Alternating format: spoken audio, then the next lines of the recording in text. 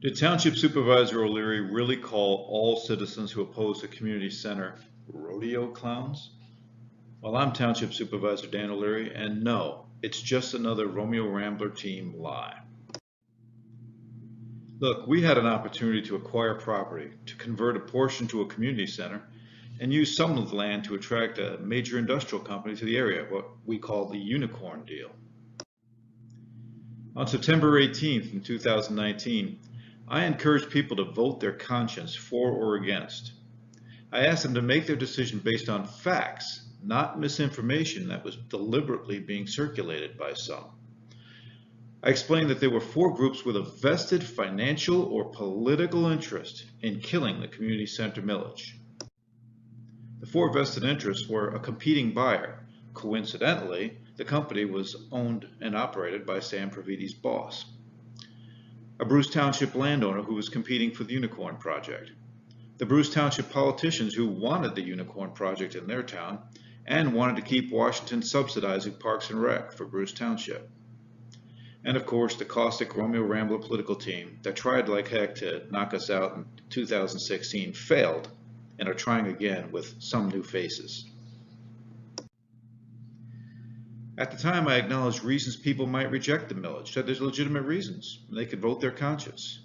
I encouraged people to rely on the facts, not misinformation, and I drew an analogy that the vested interests were distracting voters from the real story the way a rodeo clown distracts the bull from the rider.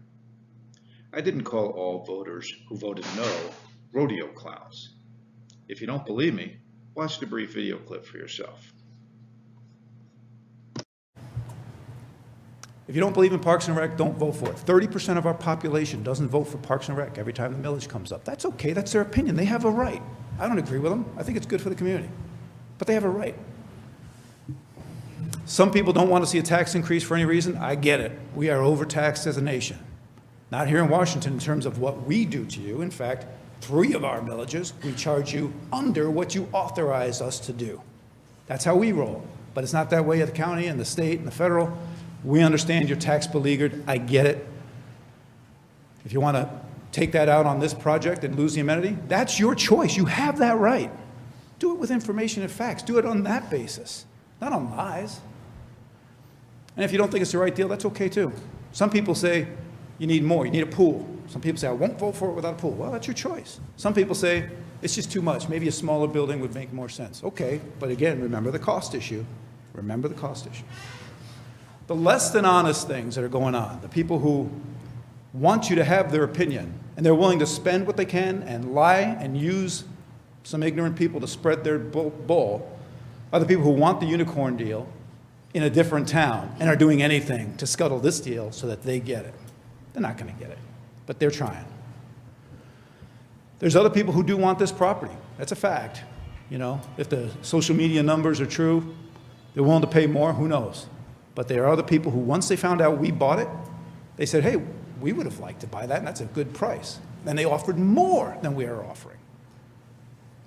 So they have a vested interest in this deal not going through.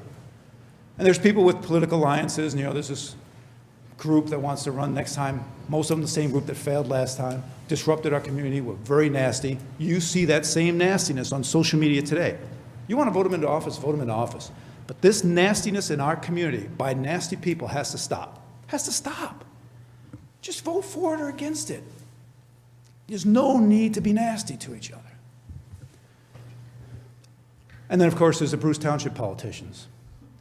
Susan Brockman, who's all over Facebook, and some of her cohorts, who wish to keep Bruce in control of your money. Let's talk about rodeo clowns. You know what a rodeo clown is? The purpose of a rodeo clown is to distract the bull from the rider and to provide entertainment while they do it, right?